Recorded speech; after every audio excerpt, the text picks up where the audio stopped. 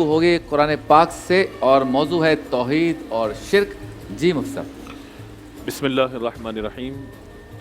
اللہ رب العزت جل جلالہ نے سورۃ النساء میں دو مقامات پر، ایک آیت نمبر 48 اور ایک آیت نمبر 116، دونوں کا مضمون یہی ہے کہ ان اللہ لا یغفر ان یشرک بہ ویغفر ما دون ذلک لمن یشاء، کہ بے شک اللہ تبارک و تعالی شرک کے علاوہ جس گناہ کو چاہے گا معاف فرما دے گا۔ ومن یشرک باللہ فقد افترى اسما عظیما، یہ آیت نمبر 48 میں بیان ہوا کہ جس نے شرک کیا اس نے اللہ پر بہتان باندھا، اور ومن یشرک باللہ فقد ضل ضلالا بعیدا، یہ آیت نمبر 116 میں بیان ہوا۔ اصل معاملہ ایک مسلمان کے لیے توحید ہے، اور توحید کی امانت سینوں میں ہے ہمارے، آسان نہیں مٹانا نام و نشاں ہمارا۔ تو اصل ہے توحید کا معاملہ، کہ توحید کا مطلب ہے اللہ تبارک و تعالیٰ کو وحدہ لا شریک تصور کیا جائے، اور اس کی ذات میں، اس کی صفات میں، اس کے افعال، اس کے احکام، اس کے اسماء میں کسی کو شریک نہ کیا جائے۔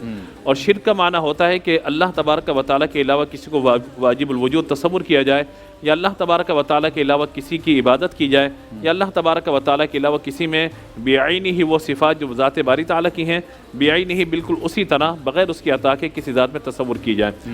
یاد رکھیے گا قرآن پاک اور احادیث میں جس چیز کی سب سے زیادہ مذمت بیان کی گئی وہ شرک ہے، اسی لیے نبی پاک صلی اللہ تعالیٰ علیہ وآلہ وسلم نے بار بار لوگوں کو توحید کی دعوت دی۔ اللہ کے جتنے نبی تشریف لائے ان سب نے لوگوں کو توحید کی دعوت دی، اور اللہ تبارک و تعالیٰ کے ساتھ شریک ٹھہرانے سے یا اللہ تعالیٰ کی اولاد ثابت کرنے سے سب لوگوں کو منع کیا گیا۔ اب ہمارے معاشرے کے اندر توحید اور شرک کی جو تعریف ہے وہ اصل میں صحیح طور پر اویئرنیس یا معلومات یا آگاہی نہ ہونے کی وجہ سے لوگ اس میں بعض اوقات کشمکش کا شکار ہو کر، تذبذب کا شکار ہو کر اپنے آپ کو موحد اور توحید پرست اور سامنے والے کو گویا کہ مشرک یا اس کو شرک میں جو ہے مبتلا تصور کرتے ہوئے اس کو جو ہے اس طرح کے القابات سے نوازے میں تم نے تو شرک کر دیا۔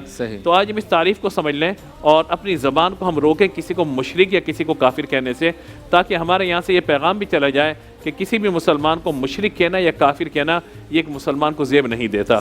لہذا توحید تو اللہ تبارک و تعالیٰ کی بارگاہ میں یعنی اللہ کو وحدہ لا شریک تصور کرنا، اور ہر مسلمان اسی گواہی دیتا ہے اشہد ان لا الہ الا اللہ وحدہ لا شریک لہ واشہد ان محمد عبدہ ورسولہ۔ شرک کے معاملے میں تین طرح کا شرک ہوتا ہے۔ نمبر ایک، اللہ تبارک و تعالیٰ جیسا کس کو خدا تصور کرنا، اس کو شرک فی الذات کہا جاتا ہے۔ دوسرا ہے شرک فی العبادت، یعنی جس طرح اللہ تبارک و تعالیٰ کی عبادت کی جاتی ہے بعینہ ہی ویسی کسی کی عبادت کی جائے، اس کو شرک فی العبادت کہا گیا۔ اور تیسرا ہے جیسی اللہ تبارک و تعالیٰ کی صفات ہیں بعینہ ہی وہی صفات اللہ کی مخلوق میں بغیر اس کی عطا کے تصور کرنا، اس کو شرک فی الصفات کہا جاتا ہے۔ آپ ماشاءاللہ دنیا دیکھ چکے ہیں، ہم بھی ایک عرصے سے مشاہدات میں ہیں، کوئی بھی مسلمان اللہ تعالیٰ کے مقابل کس کو خدا تصور نہیں کرتا۔ تو شرک فی الذات کے اعتبار سے تو معاملہ نپٹ جاتا ہے ایک طرف۔ شرک فی العبادت، اللہ تبارک و تعالیٰ کی جو عبادت ہے، ہم نے آج تک نہیں دیکھا کہ بندے نے اللہ تبارک و تعالیٰ کے علاوہ کسی اور کو اپنا خدا سمجھتے ہوئے، معبود سمجھتے ہوئے اس کی عبادت کی ہو یا اس کو سجدہ کیا ہو۔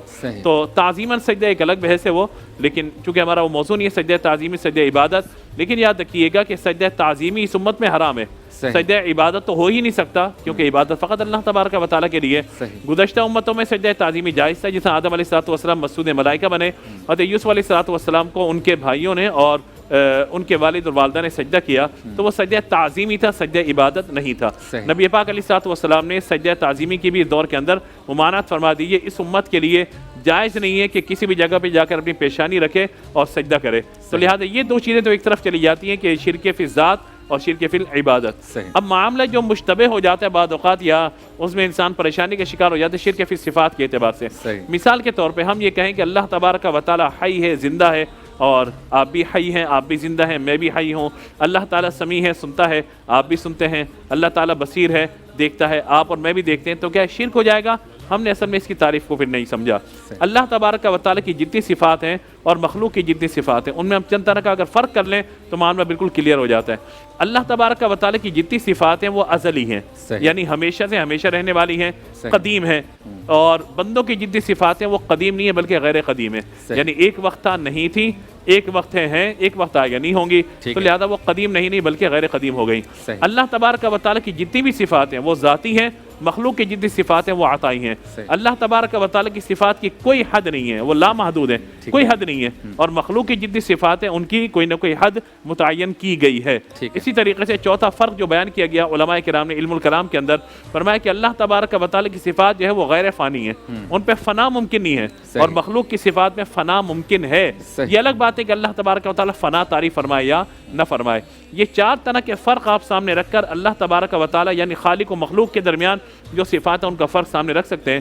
اب اگر میں یہ بات کہوں کہ نبی پاک صلی اللہ تعالیٰ علیہ وآلہ وسلم کو اللہ تبارک و تعالیٰ نے ایسا علم عطا فرمایا کہ پانی کے اندر سے ایک چونچ کے اندر پرندہ قطرہ اپنے منہ میں لے لے, یہ ساری مخلوق کا علم ہے, اور باقی پورا سمندر میرے مصطفیٰ کا علم ہے, تو یہ شرک نہیں ہو جائے گا, کیونکہ سمندر کی کوئی نہ کوئی حد موجود ہے, متعین ہے, اور اللہ کی جتنی صفات ہیں وہ لامحدود ہیں.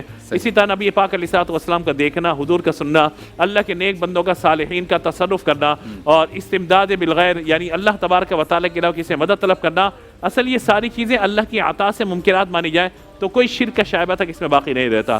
اس حوالے سے سمجھنا چاہیے اس بات کو کہ ہمارے یہاں بعض اوقات لوگ غلط فہمی کا شکار ہو کر عام لوگوں کی حرکتیں یا عام لوگوں کے معاملات کو دیکھ کے سمجھتے ہیں کہ گویا یہ ان لوگوں کا عقیدہ و نظریہ ہے. وہ عقیدہ نظریہ نہیں ہوتا, بعض اوقات کسی کم علم کی کوئی عادت ہوتی ہے کہ جس کی وجہ سے وجہ تہمت وہ بن جاتا ہے. میرے پیارے نبی صلی اللہ تعالیٰ علیہ وآلہ وسلم نے ارشاد فرمایا, بخاری شریف کی حدیث ہے, واللہ اللہ کی قسم مجھے اس بات کا خوف نہیں ہے کہ مجھے اس بات کا تم پر کوئی خوف نہیں ہے کہ میری امت ان تشرکوا بعدی, کہ میرے بعد وہ شرک میں مبتلا ہو جائے گی, لیکن ہاں اتنی بات ضرور ہے کہ تم دنیا کی محبت کے اندر گرفتار ہو جاؤ گے.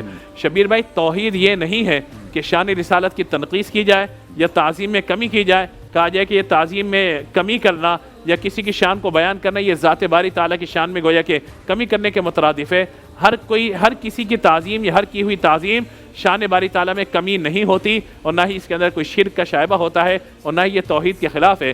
توحید تو یوں بیان ہو کہ اللہ تبارک و تعالیٰ نے محبوب کو وہ نگاہیں عطا فرمائی کہ حضور قبروں کے اندر کے حال کو ملاحظہ فرما لیں. اللہ تبارک و تعالیٰ نے اپنے نیک بندوں کو وہ صلاحیتیں عطا فرمائی کہ حضرت عمر فاروق اعظم منبر پر تشریف فرما ہو کر یا ساریۃ الجبل کہہ کے اپنے غلام کو اشارہ فرما دیں کہ ساریہ پہاڑ کی طرف سے دشمن تم پہ حملہ کرنے والا ہے. تو یہ جو دور و نزدیک کے معاملات کا دیکھنا سننا, یہ ساری چیزیں ہیں. تو اصل یہ عقیدہ و نظریہ اس کے اندر یہی ہے کہ یہ شرک اس وقت بنے گا کہ جب کسی ذات کے اندر ذاتی طور پہ ان چیزوں کو تصور کیا جائے. جب ہم یہ کہتے ہیں کہ یہ اللہ کی عطا سے ہے تو پھر سارا معاملہ ختم ہو جاتا ہے.